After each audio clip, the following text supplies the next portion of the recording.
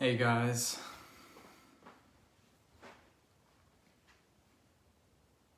comment your thoughts as always, and let's dissect that. Let's dissect the year and and talk about it. So let me know what you think, and we'll go through it. But let's just wait for a few more people to tune in. It's pretty much the finale of Saints TV Lives for 2020. You know, whether I do one, to review the season at another point is, something that I'll think about. But, for now, just let me know how you're feeling, not only just about tonight,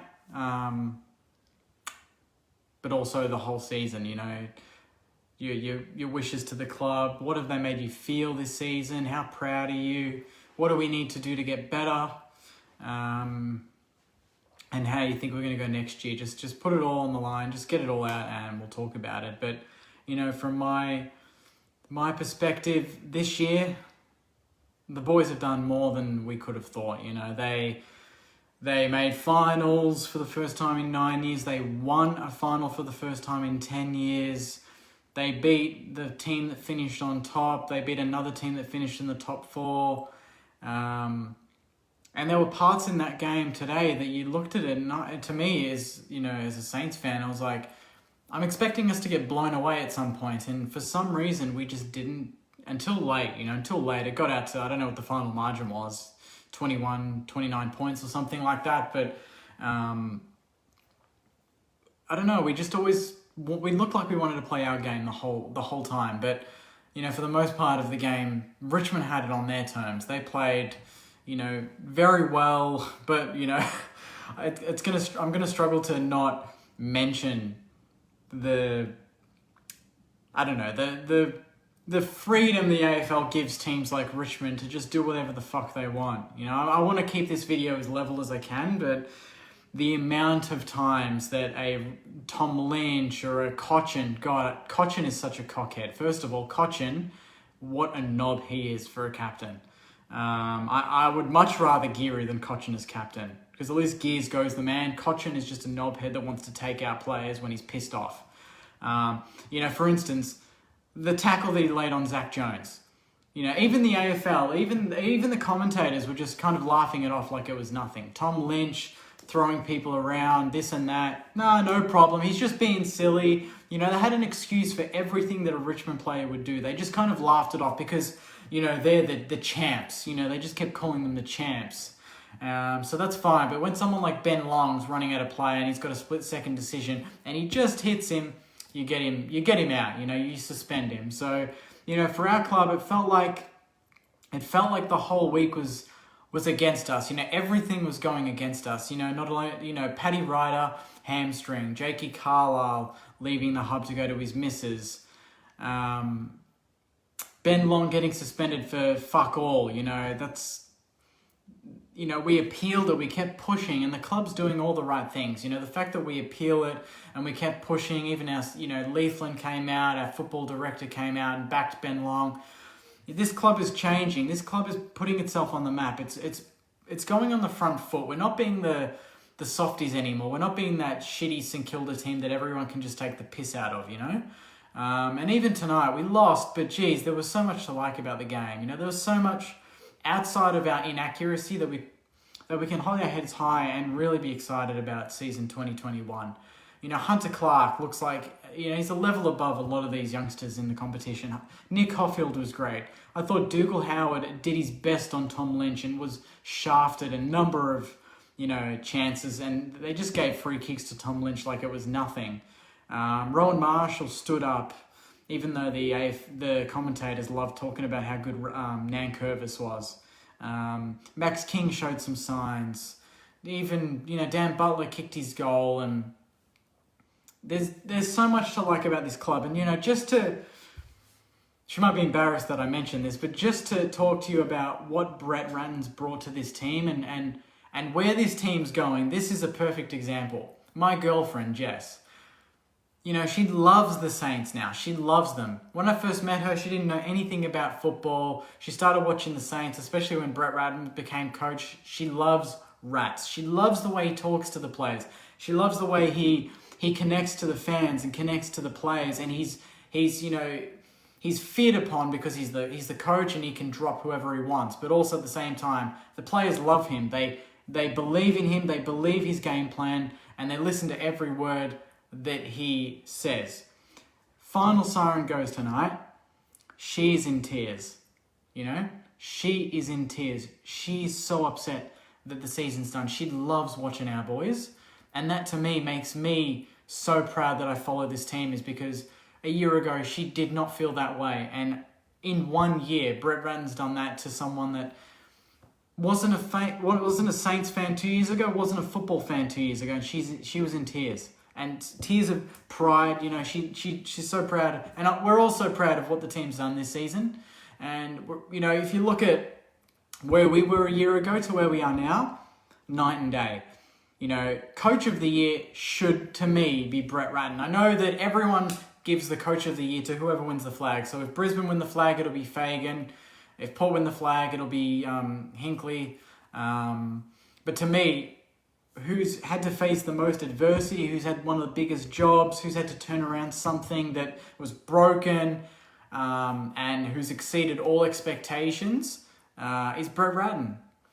We were 14th last year. This year we finished 6th. We dropped 4 games by under a kick. We could have been top 4 and we dropped those games. We beat the top of the ladder Port. We beat Richmond earlier in the season. We could have beaten Brisbane at the Gabba. We lost by under a goal. And we won a final, and 10 minutes or 5 minutes into the last quarter against the reigning champs in the semi-final, we were only 17 points down. And I liken us to Brisbane a year ago. Brisbane a year ago finished in the top 4. They exceeded all expectations, and they went out in straight sets. Richmond battered them in the first final, and they lost to GWS in the semi-final. There's so much that correlates to these two teams. This year, they play the exact same team again, and they make up for those mistakes. They learn, they matured, they got better, and they beat them.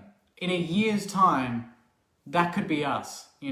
We get some more. We're a destination club now. There's going to be a lot of good players that want to play for St Kilda. The fact that we didn't get blown away tonight is a great way to do that. You don't want to, after a great season, you don't want to end the year on a big loss.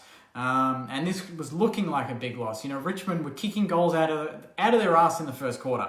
They were kicking them from 50, and they were just bouncing in. A few of them we probably should have prevented, but they were just kicking them from everywhere. So they were on tonight. We weren't.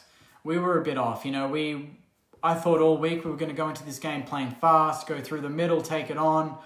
For the first quarter and a half, maybe 2 quarters even. We were stop-start. We didn't look like we wanted to back ourselves. We were too worried about what Richmond wanted to do and too focused on, what is Tom Lynch going to do? What's Jack Riewoldt going to do? What's our opponent going to do? Instead of being proactive and being like, I'm going to make them chase and I'm going to go and do my thing. And that's what we do best. We just take the game on and we do our thing. For most of the second half, I thought we did that. And that's why I thought we got back into the game and we generated chances. We showed big signs of maturity. That passage where Caulfield gets the ball on the right side of our outside 50 and he flicks it through the middle, switches it, goes to Membry, and then Membry kicks it to King on the lead. And obviously King misses the goal. But that passage of play shows the maturity of this side. We didn't just bomb it.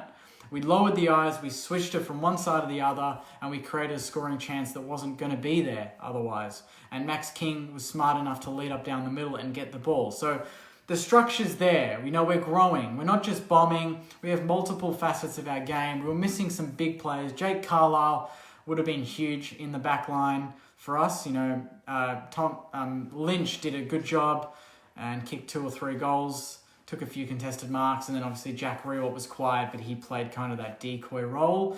Their smalls were good, but I think the big issue for us was their clearances out of the middle. Every time we kicked a goal, they'd get a quick clearance and they'd get a goal from it. There was just no question that we needed to defend that a bit more. And I don't know if, having someone like Gresh there would have been very handy. Having a Paddy Ryder to mix it up would have been good.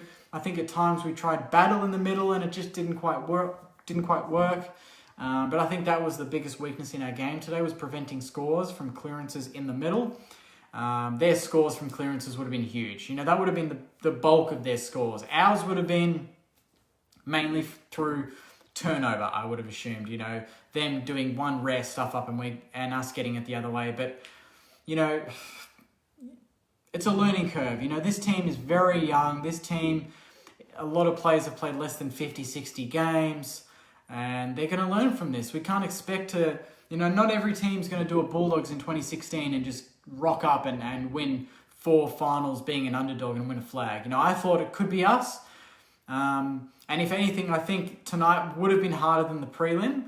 I think tonight playing a Richmond side on the rebound is harder than playing a Port Adelaide team next week. Having the week off and could be a bit complacent in front of their home crowd, knowing that, you know, they think that we've got, you know, they've got us beaten, even though we've probably, you know, we've got confidence knowing we've beaten them earlier in the season. So tonight was the harder one for us, and it proved it.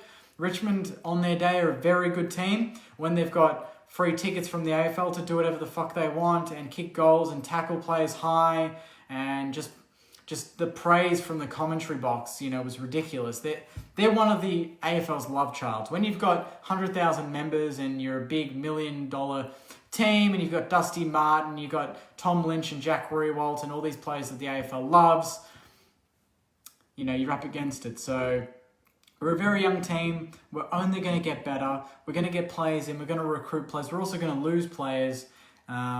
But I think in the long term, this is only chapter 1 of a novel that hopefully at the end of it sees us win a premiership. And I haven't felt, you know, when I say that I think we can win a premiership, this is the first time in 10 years where I genuinely think in the next 3 or 4 years, this team can go far in a final series. The fact that we've won a final this year already in Brett Ratten's first season as coach says it all. You know, we've got players like Ben Patton coming through, Nick Caulfield coming. Ben Patton getting elbowed in the head by Tom Lynch, getting blood, he's got blood pouring on his face, and then he comes back on and does a job. Dougal Howard, the same.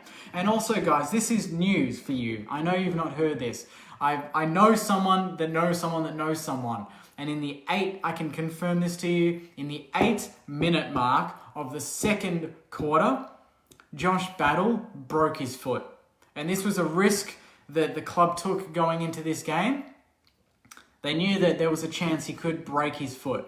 He broke it 8 minutes into the second quarter. That's why he was off for 25 minutes. But guess what? He took 2 painkillers, 2 jabs to the foot, and he wanted to come on and play the game out for his club. And that shows the fucking way this club's going. You know, the sheer passion, the dedication. You know, this guy, Josh Battle, put himself on the line tonight. He broke his foot. He's come back on. He took a big contested mark and missed from directly in front. And then he took another good contested mark and kicked a goal from a tight angle on the boundary. You know, that sort of stuff is stuff that proves that this club's going somewhere. He came on. He didn't want to finish the game off. He wanted to get back on and play for his teammates. And that shows the culture that Brett Ratten's kind of instilled in this team. The never give up attitude. Just keep backing yourself. And, you know, even listening to the crowd, it felt like we had more supporters than Richmond. Even late in the game, when the game was done, they were clearly going to be winning the game, Richmond. Anytime that something went against St Kilda, you could hear the crowd kind of being like, oh, fuck, or they were kind of booing Richmond in a way. We had great support on the Gold Coast, and I can't wait to get back to Marvel Stadium next year and see all you guys and actually hear the crowd live and clap the boys out and just give them the proper, you know, in-person round of applause and ovation that they deserve after what they've gone through this year. You know, being away from family, away from friends, in lockdown, in a hub. We've had to play away from Marvel Stadium where we looked shit hot also, you know, for the first part of the season. You know, against the odds, we had a lot of players missing today that we could have, you know, that would have made a difference. Paddy Ryder, Jake Carlisle, Ben Long, straight starters. Jade Gresham would have been nice too. And then we've got, you know, other players that will improve that can come into the team like, you know, Vital and these guys next year. So there is big upside for us. There's a lot of good players that we're rumoured to be, you know, going for in the trade season. I won't break any sort of news now, but, you know, I've heard some whispers of some very big fish and that's in the works. So let's see what the club can do. We've got our first All-Australian in a long time, in 6 years, in Jack Steele. He'll definitely win the best and fairest. So there's so much to like about this club. Tonight's disappointing. Tonight sucks. Yep. And right now I'm being pretty positive, and I feel pretty good. Corey, you can piss off, mate. Don't worry about that. You're wasting your time commenting, so you can just jog on. But yeah, I think in a day or two it might hit me, because I love posting about the games. I love doing these previews and reviews. But, that's going to have to be put on hold. So hopefully in the next few weeks we can still get the podcast going. We can still get some positive posts and positive banter and a bit of fun going. And then we can get excited for 2021. But that's my spiel, guys. Sorry to rant. I've also got my wine here, so I just wanted to make sure that we're all cheersing to a great season, to Brett Ratton and our wishes for next year, and see the boys come back bigger, better, and stronger next year. So let's go through some of these comments, apart from Corey's, because he's a waste of space. So we're not going to go through Corey's comments, are we, guys? I'm going to scroll as high as I can, because I know there's a few comments. There's nearly 400 people watching, so thanks everyone again for tuning in. Means a lot. Geez, I'm trying to stop on a comment, but then more comments keep coming through, so just bear with me. All right, let's go with Luke. Luke says, didn't take our chances and too many passengers tonight, but a great season overall. Hill and Billings, very disappointing, particularly Hill. Yeah, I didn't touch on Hill in that little spiel there, but yeah, he was one player that I thought if we had any chance of winning the game tonight, it was going to be Brad Hill stepping up. And unfortunately, there were too many occasions where he just kind of half went for the ball. There was a passage in the middle of the ground where he really needed to put all his body into it and just go for it. And he didn't. He kind of just tried to tap it to himself, and then he tried to kick it off the deck, and it didn't work, and it turned over, and Richmond went down the other end.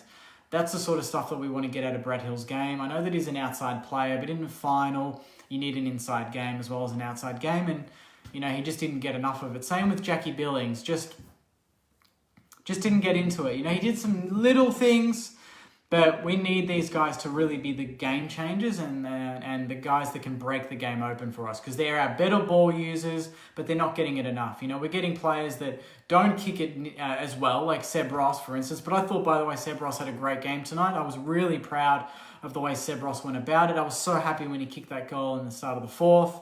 So kudos to Seb Ross. But we're getting players like him who don't have high efficiency, get a lot of it, and we're struggling to get the ball to players like Billings and Hill, who are generally a very good kick. So that's the part we need to get better at. We need to give the ball to these players more so they can use it and be damaging.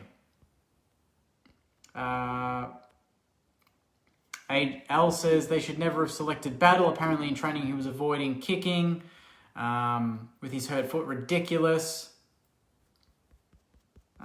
Let me just scroll up a little bit more. Bitter says, really enjoyed these debriefs. Jakey, thanks, mate. Some people forget that I'm not here to be an expert. I'm not here to analyze tactics too much and to go into the detail of exactly why things happened the way they happened. I'm here to provide a fan point of view and to come on and talk about our club and just to let the emotion out, because I know better than anyone that when you go to a game and the Saints play shit and you just want to vent, you just want to vent somewhere. And I'm glad that this year we haven't had to go through too many vents, because there's been a lot of really good wins. But when you have a bad loss, or just a loss in general, you want to go somewhere where there's a lot of other people that share the same sort of vision and the same thoughts as you and the same emotions as you. And I hope, Saints TV does that. I'm not here to be an expert. I'm just here to give my perspective and to make sure that you guys get your perspectives heard. And that's why I read through the comments and go through this and love chatting to you guys. So hopefully that answers that question or that comment. Jennifer says, thanks for your positivity, Jake. You've made me feel a bit better after a loss. Thanks, Jennifer, for that comment. Yeah, I try to make myself, if anything, feel better after a loss. I'm pretty down after a loss in general. The fact that I know that I'm not going to see these boys play for another 6 months or however long it takes until round one next year. sucks, but the positive thing is now we can focus on getting through COVID, getting out of lockdown, and the next time that we get to watch our beautiful Saints play, hopefully I get to see a lot of you guys at Marvel Stadium next season in person, and not via, watching it on Fox Footy on the telly at home, and actually going to the game and meeting everyone and screaming and yelling in person and being with your mates, drinking a beer and just enjoying the footy as it should be enjoyed. That's the part that I'm looking forward to the most. So hopefully that will outweigh the disappointment of knowing that we won't be playing in a prelim next week. But, nonetheless, I think this is a step in the right direction, and next year is going to hopefully be another step in the right direction for us. Bernie says this year is a super tick for the Saints. I agree there, mate. Rom says I'll feel good if we get Taranto next year. That would be nice, wouldn't it? Taranto in the midfield would be great. I think that's, you look at the game today and, what Dusty did and what Prestia did and what Cochin did at times, even though Cochin's a big cockhead, and I can only say that so many times. They're A-grade players, and, Jack Steele did his best tonight, but he needs some support, and someone like Taranto would be a big help. Jade Gresham, I think, has the capability of being that really good clearance midfielder that we missed so much this season. So that brings a lot of upside to us, but we need to go for some more big fish and some more A-grade mids. I think the forward line and the back line's looking good. But if there's a chance of Ben King coming across, which I've heard, that would be very nice. But the priority for me in this trade season is more midfield depth and more midfield star power to support Steele. So hopefully the club's already got that on the cards. Greg says Seb Ross was good tonight. I agree. Seb Ross was very good tonight.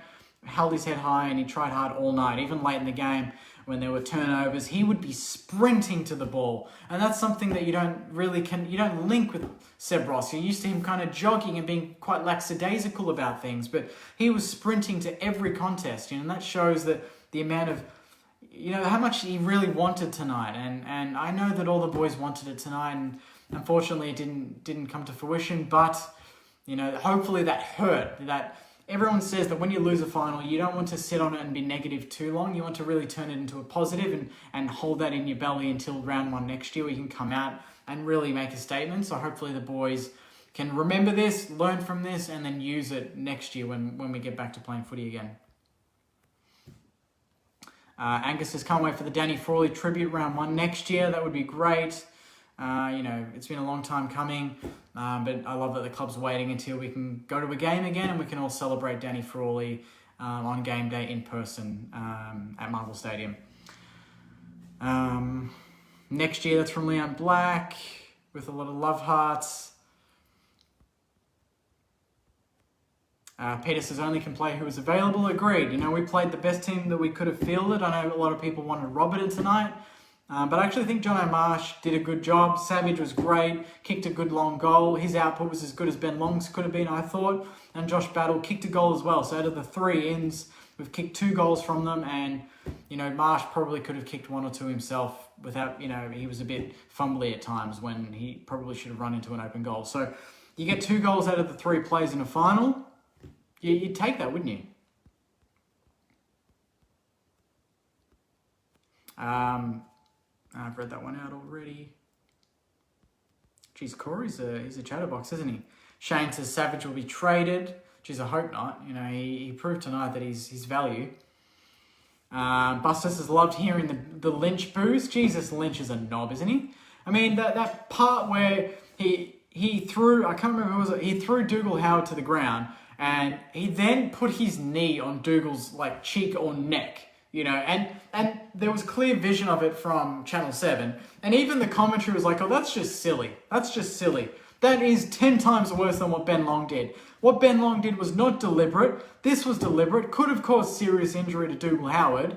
I wish Dougal Howard just faked a neck injury and came off, Lynch should be looked at for that. He should at least be fined. He should at least be fined at the bare minimum. If they don't even look at that, or the Cochin one where he throws Zach Jones and nearly breaks his back off the ball, mind you, when the free kick was already paid, then the AFL's fucked. That sort of stuff is the stuff that we need to be throwing out. Not what Ben Long is attacking the footy. These two idiots are just throwing players around for the fun of it because they're entitled and they know they can get off. And it's off the ball. Like, that sort of stuff is the stuff that you need to rule out. That's the stuff that is not required in AFL. But clearly, you know, Channel 7 and the AFL are just going to turn a blind eye and not give a shit.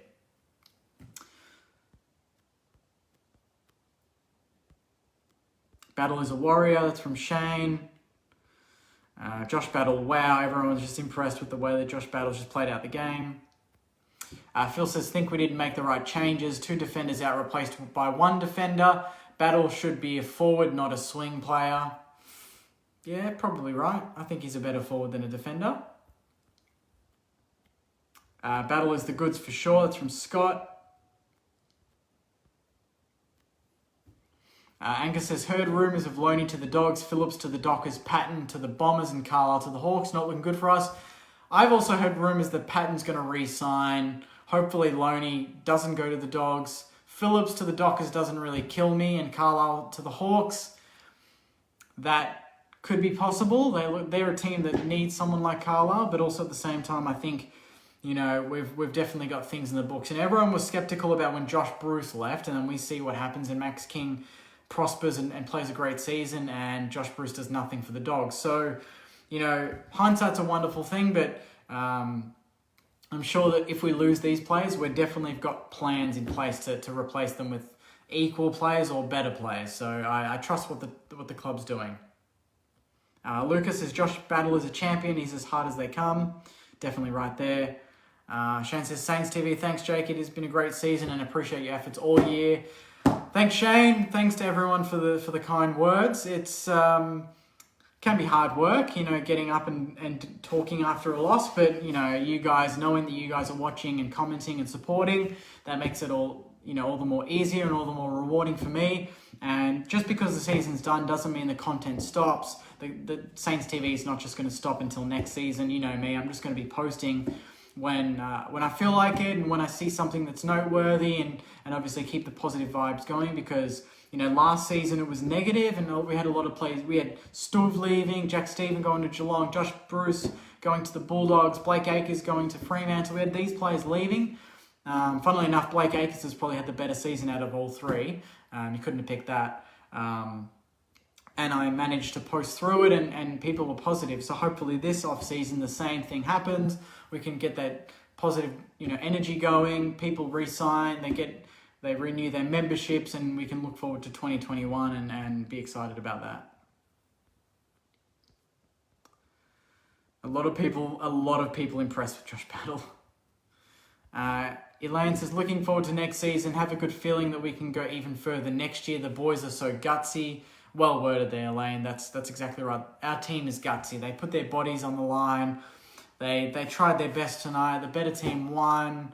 Unfortunately, it wasn't us, but like I said, we're going to learn from this. We're going to get better, and we're going to come back and hopefully show that extra maturity that we didn't have tonight, you know, next season. Our backline is average age of 21. That's from Rick. That's a great stat. Like, average age of 21. I doubt any backline in the final series right now is anywhere near that average age. I know that Geelong's got, you know, I think Geelong had about 7 or 8 or even more players than that over the age of 30 last week, and they lost. You know, Geelong have Geelong have more problems than us. West Coast have more problems than us. They've got about 6 or 7 players over the age of 29. I think our oldest player tonight to play was probably maybe Savage or Geary, one of those two. I'd say they'd be 29, 30. There wouldn't be many over 30 that would have played tonight. And, you know, you dare say if a few other players are fit, those two maybe don't play, or at least, you know, Savage doesn't play. So average age, I think, is around 24 or 25, and I think everyone else in the finals is much, much higher than that. So that shows where we're at. We're a young team, and a young team's only going to get better. And that means that, you know, everyone's around that 20 to 24 year bracket. When you look at the age brackets of every player individually, that means that when every player hits their peak, it's going to align. You know, most of our team is going to hit their best performing years at the same time. And hopefully when that happens, we make the most of it and we have success, because last time our teams hit peaks in 09 and 10, we just couldn't quite do it. hopefully this time around we can. Lauren says, thank you, Jakey, for your efforts this year. We love you. Bring on 2021. Thanks, Lauren. Thanks for tuning in. Appreciate the comment. And yeah, sometimes it's actually kind of crazy to read some of these positive comments and to see how much people love listening to the podcast, watching the reviews, wearing the merch. They tagging me in posts, that sort of stuff. I actually still don't really believe it. So it's kind of nice when I hear back from you guys that you really, really appreciate the content. Cooper is a nuffy. He definitely is the biggest nuffy on this live right now. But you know what? He gives me views, so I'll take it. So cheers for that, Cooper. Go Suns. This is from Julian. Sign up Ratton for the next 10 years. He's taken us from 14 to the finals. Well done, Saints. Look forward to next year. Great comment there, Julian. Not only did he take us to finals, we won a final. And you can't underestimate that feeling of winning a final, because now the club knows what it feels like to win finals, and they loved it, and the euphoria that comes with winning a final. But at the same time, now they know the low of losing a final and being knocked out. And they're going to want more of that first option, aren't they, next year? They're going to want to win more finals and to get that feeling back. Keep up the good work. That's from Leanne. Thanks, Leanne. See you next year, Jakey. That's from Elaine.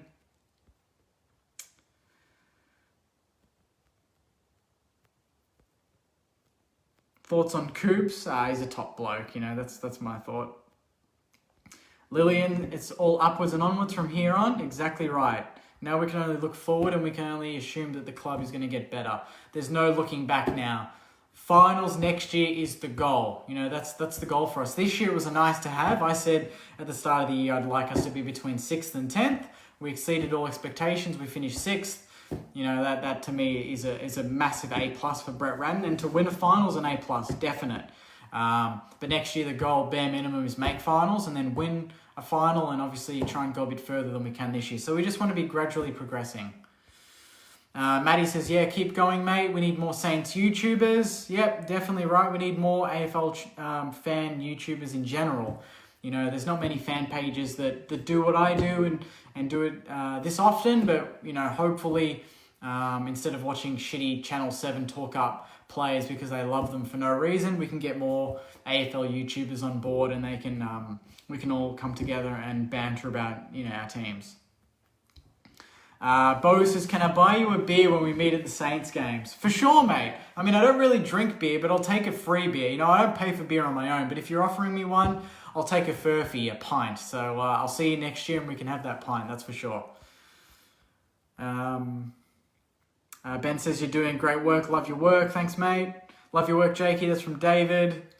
It's a funny feeling after this loss. That's from Oliver. Yep. Oliver, mate. Speaking of this guy, he is the genius behind all the merch, the designer that has put together, Silver Service Butler, King Max, Man of Steel, the Gresh Prince. So, anyone that has bought some merch, it's the great work of this man. So thanks for the comment, mate, and thanks for the work throughout the year on the merch as well. David says, need to re-sign Patton, Loney, and Snake Carlisle. Yes, if we can re-sign all of them, we go into next year full of momentum. We don't want to lose players that are important to the structure. Out of all of those, I argue that Ben Patton's probably the most important for me. He's got the biggest upside. He plays on the best smalls every week, and he keeps them, to a minimum. He keeps them quiet. So we need to re-sign these sort of players. Loney would be great as well. He was very quiet tonight. And obviously, Carlisle is Carlisle. He's questionable. His attitude can be off at times, but he's very important to our back line. And, tonight it would have been a big plus to have him, intercept mark in front of someone like Tom Lynch and stop him from scoring.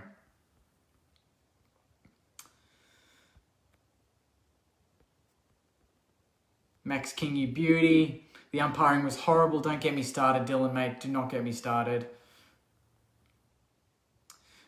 Jay says, yes, Jakey, great call on the Lynch and Cochin incidents. Jay says, yes, Jakey, great call on the Lynch and Cochin incidents. Jay says, yes, Jakey, great call on the Lynch and Cochin incidents. Jay says, yes, Jakey, great call on the Lynch and Cochin incidents. Josh's battle is a Sam Fisher with the attacking quality. Great call there. I also think Nick Caulfield's got Sam Fisher qualities. The way that he intercept marks, the fact that he loves to attack, and he's a good ball user. Sam Fisher not only could defend, but he could always set up an attack, and he loved going forward and kicking goals. So if Nick Caulfield next season can develop that sort of knack of bobbing up every 5 or 6 games, going forward and kicking a long goal, then he's Sam Fisher 2.0. But he's a beauty, Nick Caulfield, and he's come a long way this season. So is players like Hunter Clark, Ben Patton, Ben Long, Max King, for instance. They're only going to get better. So those nearly dropped the wine. Those are the sort of players that are going to take us to the next level. It's not going to be Seb Ross. No offense to them. Those players that's as good as they're going to get.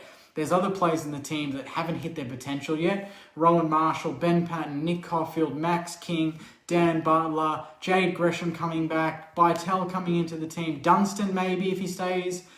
These sort of players that haven't had a chance, that haven't been able to play much football this year, and they come into the team, they can make an impact. So these are the players that will take us from a bottom 8 team to hopefully a top 4 team at some point.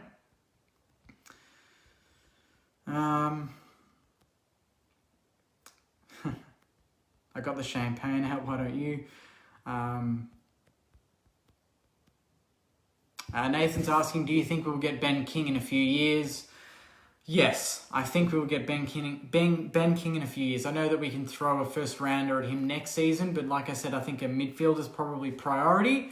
If we can get that sorted, then the year after that, I think is when Ben King's contract is expiring, and that's when we can go for him. But I've heard strong rumours that Ben King himself has said that he will be at St Kilda at some point, whether it's next year or the year after when his contract ends, we don't know. But he's keen to play with his brother, and he's keen to play in the colours that he loves so much and that he grew up supporting. So that will be enormous. If we can get Ben King and Max King to St Kilda, that is when we can really catapult up the ladder and we can win some big finals.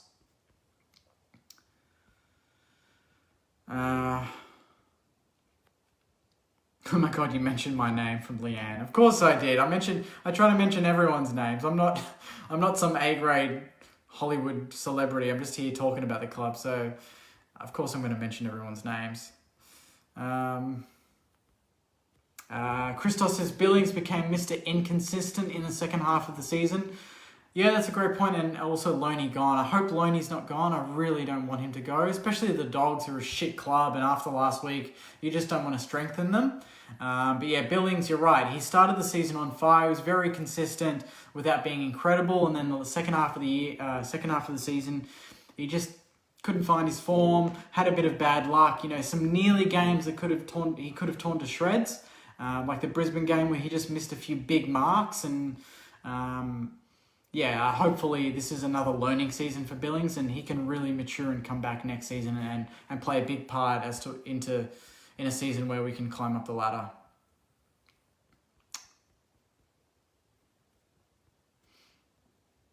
There's a lot of commentary around this Coop idiot. It's just a waste of comments. Declan says, didn't see Geary at all tonight. The forward structure just didn't work for a lot of the night. And, I thought early on Geary looked pretty decent as the defensive forward again. Took some good marks, set up some scoring chains. But, I think our opening goal, Butler's goal right on the quarter-time siren, he drops the mark. But in the end, he gives it to Butler and he kicks a goal. So he did as much as he could have. Obviously, his output wasn't the same as last week. But he did his best, and we'll see what happens with him next year, whether he plays on or he re-signs, so he'll play on. But I don't think he'll be captain. I think someone like Jack Steele or Tim Membry, the sort of players that can take the reins. Brenton says, Jeremy Cameron in our sights, I hope. Also need to get rid of Kent and Marsh. Kent, I'd love to keep on for one more year. Marsh, tonight, he had a lot of responsibility. He did some half nice things, but he just doesn't show the consistency in AFL football. Supposedly, he just kills it in the scratch matches and in VFL matches and all that sort of stuff. But when it comes to AFL, he'll show a little burst of skill and a little burst of excitement. And for the most part, he goes missing. And to win a flag, you probably can't have someone like Marsh in the team, but I don't like the thought of delisting him, so I'd love to keep him on for one more year and see what we can do. But he would be, he and Kent probably next year would be there more for depth and not so much for starting positions in the starting 22. Karen says, thanks for all you do, Jakey and the boys of the pod. Yep. We'll be back, obviously, this week. Marshy and Joycey.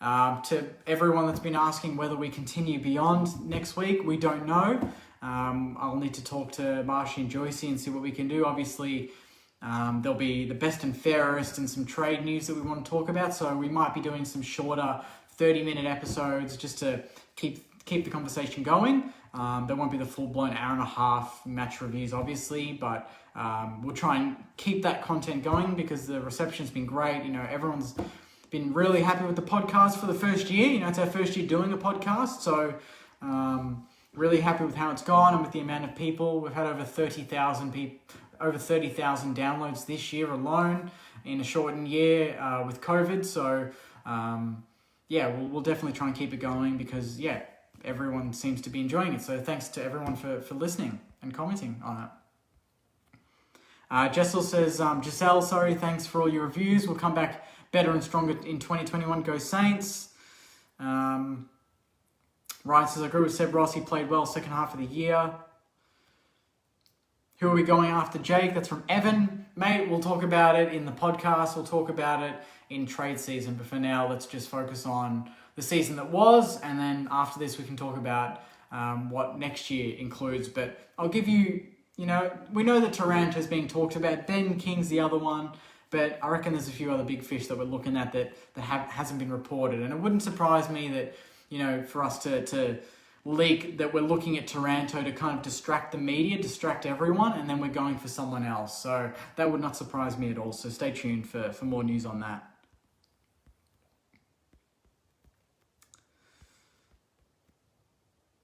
We picked up Billings over Bont. That's from Rom. Nah, mate, come on. Let's not do those comparisons again. Who's that? Ral? They wanted the ball more than us. Too many one-handlers waiting to tackle. Put your head over it like Hunter. I agree. We let Richmond play the way Richmond want to play. They drew us, so they get the ball, they draw the man, and then the second we go up to them, they handball it over the top. They release the next guy. They draw that guy. They release. So it's very much a draw the guy and handball over the top. And that's a simple game plan, and we kind of fell into that for the most part of the game. In some patches we didn't, and it worked. But the first quarter and a half, when they really built their lead there. The first quarter I think the biggest lead was 23, 24 points in the first. I think the biggest margin, or at least the margin by the end of the game, was under 30 points or 29 or so points. That was pretty much it. And that's what cost us the game. It was really the start of the game. We started slow and we were chasing from the first quarter, and that hurt us. Catherine says, I'm going to miss these reviews. It'll be all right, Catherine. They're going to be on YouTube, so if you want to just re-watch them, go for it. I'll try and be as active as I can. If there's anything that's worth talking about, I'll hop on a live and we can talk.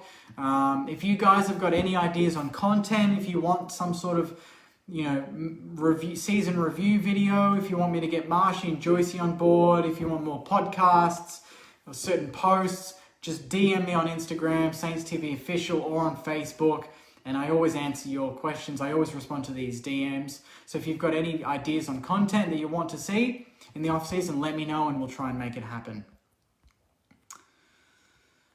This is from Taylor. We went up against the benchmark team. That's who we need to be able to beat. Got to be happy with playing in a semi-final. Exactly. Not only do we get experience from playing finals, but like Taylor just said, we played against the reigning premiers that have won 2 flags in the last 3 years, and they are the benchmark team in the competition. And we took it to them for a lot of the game. Apart from the first quarter, the margin stayed what it stayed in the first. They didn't really outplay us after that. We just couldn't get a run on. Every time we kicked a goal, they kicked a goal, and that's kind of what a good team does, is they stop that momentum of the opposition at the core right when it happens, and they don't let the teams get a run on. Unfortunately for us, with our inexperience and fragility at the back, missing Carlisle and Long. They got a run on in the first quarter, and that's kind of what saw them win the game in the end. To be honest, guys, I'm going to leave it there. I know it's been a bit of a dissection. We've talked a lot.